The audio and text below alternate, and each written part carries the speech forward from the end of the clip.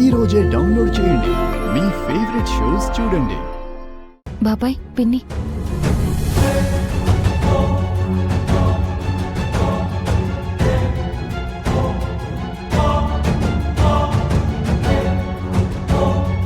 ఏమైంది? ఇందాక అంబికమ్మ తాతయ్య గారిని అంత మాట అన్నారు కదా, అందుకని తాతయ్య గారు ఫీల్ అవుతున్నారు.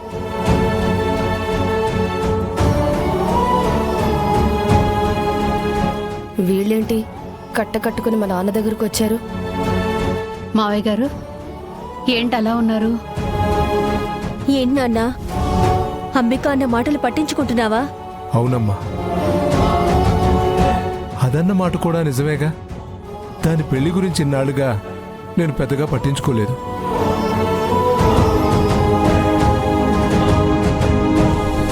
తను అలా పెళ్లి చేసుకోను అని చెప్పినప్పుడే నేను లేదు, నువ్వు పెళ్లి చేసుకునే తీరాలి అని పట్టుబట్టలేదు కదమ్మా.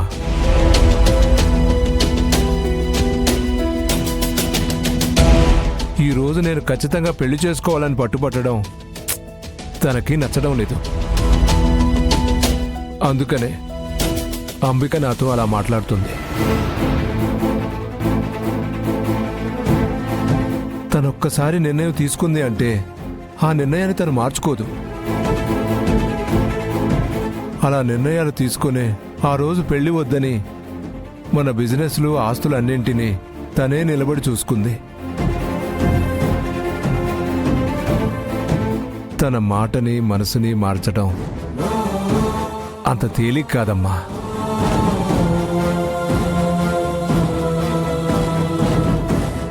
మావయ్య, మీరు ఇప్పుడు కాస్త ప్రశాంతంగా ఉండండి.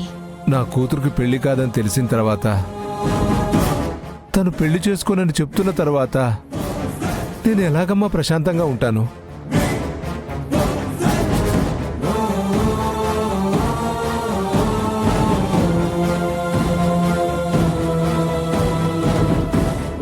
అంబికమ్మతో ఎలా అయినా మాట్లాడాలి, తనని పెళ్లి కొప్పించాలి. వదలవే, నా చేయి పట్టుకుని ఎందుకు లాక్కెళ్తావు? అది కాదమ్మా, తాతయ్య గారు మీ పెళ్లి విషయంలో చాలా బాధపడుతున్నారు. అయితే మీరు పెళ్లి కొప్పుకోండమ్మా. నీకు చెప్పాను, నా పెళ్లి విషయంలో నువ్వు మధ్యలోకి రావద్దు అని. అయినా వస్తూనే ఉన్నాం. పని మనిషిగా ఇంటికొచ్చావు, ఇప్పుడు ఆస్తి మీద కన్నేసి దత్తత కూడా ప్లాన్ చేసావు. నేనేమీ ప్లాన్ చేయలేదమ్మా, తాతయ్య గారే ప్రపోజ్ చేశారు. అందరూ దత్తతకి ఓకే చెప్పారు. అవునే, అదంతా కూడా నీ ప్లానే కదా. అందర్నీ నీ గుప్పెట్లో పెట్టుకున్నావు. నువ్వు తానా అంటే అందరూ తందానా అంటున్నారు. నేనెవరిని ఇన్ఫ్లుయెన్స్ చేయలేదమ్మా. ఆపవే నీ డ్రామాలు. నాకు తెలీదా నీ గురించి? చివరికి మా పద్మాక్షి అక్కని సహస్రాల్ని కూడా నీ వైపుకు తిప్పుకున్నావు. నువ్వు మామూలు దానివి కాదే. నిజమమ్మా, నాకేం తెలీదు. నువ్వెంత అమాయకంగా అబద్ధవాడినా నేను నిజమని నమ్మనే. నీ డ్రామాలేమైనా ఉంటే నీ భక్తులున్నారు కదా మా ఇంట్లో వాళ్ళు, వాళ్ళ దగ్గర వేసుకో. అంతేగాని నా దగ్గర నీ కుప్పి గంతులు చల్లవు. నేను నిన్ను ఎప్పటికీ నమ్మను. సరే, నమ్మద్దమ్మా. నా గురించి వదిలేయండి. దయచేసి మీ నాన్నగారి కోసమైనా ఈ పెళ్లిని ఒప్పుకోను. ఎందుకంటే మా నాన్న గురించి నువ్వెక్కువగా ఆలోచించిన అవసరం లేదు. ఏం చెయ్యాలో, మా నాన్నని ఎలా సముదాయించుకోవాలో నాకు బాగా తెలుసు. అది కాదమ్మా, పెద్ద ఆయన కదా. అయితే ఇన్నాళ్ళు నా గురించి ఆలోచించని మా నాన్న ఈ రోజు బెంగ పెట్టుకుని 4 కన్నీళ్లు కారిస్తే మీరు అయ్యో అని కరిగిపోతారేమో. ఈ అంబిక మాత్రం అలాంటి వాటికి అస్సలు పడదు. ఇంకొక్కసారి నా పెళ్లి గురించి మా నాన్న ఫీల్ అవుతున్నారని నా దగ్గరకు వచ్చావే అనుకో, నీకు ఖచ్చితంగా నోటితో కాదు, చేత్తో సమాధానం చెప్తాను. ఇదే నా ఫైనల్ వార్నింగ్. ఇంకెప్పుడు నా దగ్గర ఈ టాపిక్ తీసుకురాకు.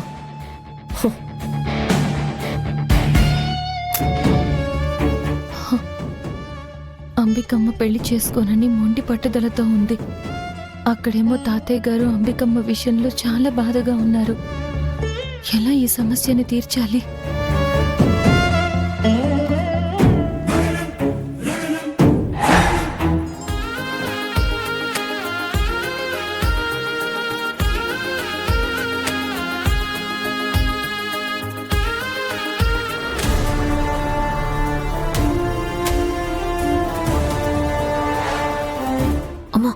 పిన్ని.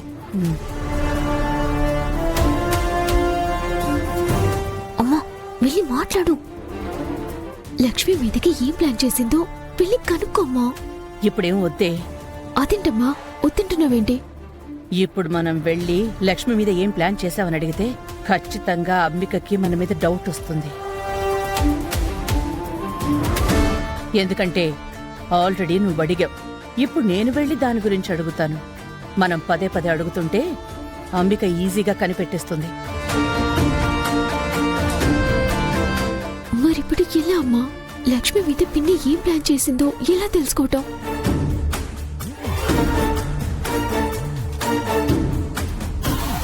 ఏది ఏమైనా సరే మనం లక్ష్మి చుట్టుపక్కలే ఉండాలి.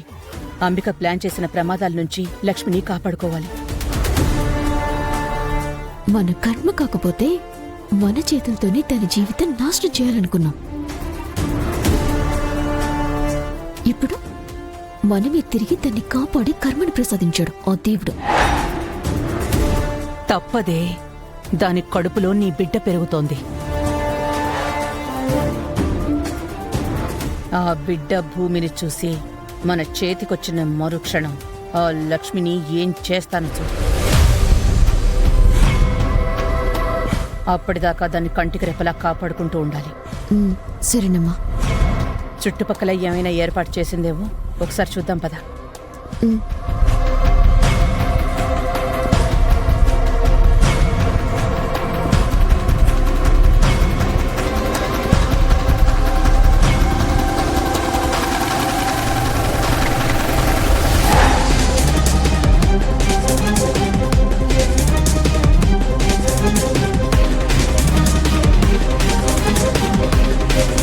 పిన్ని ఏం చేయబోతోంది?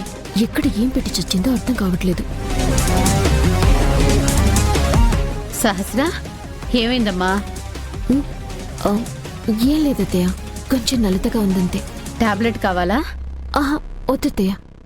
సరేమ్మా.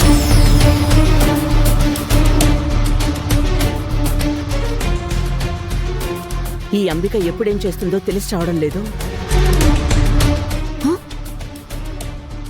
ఇక్కడ కూడా ఏం లేదు.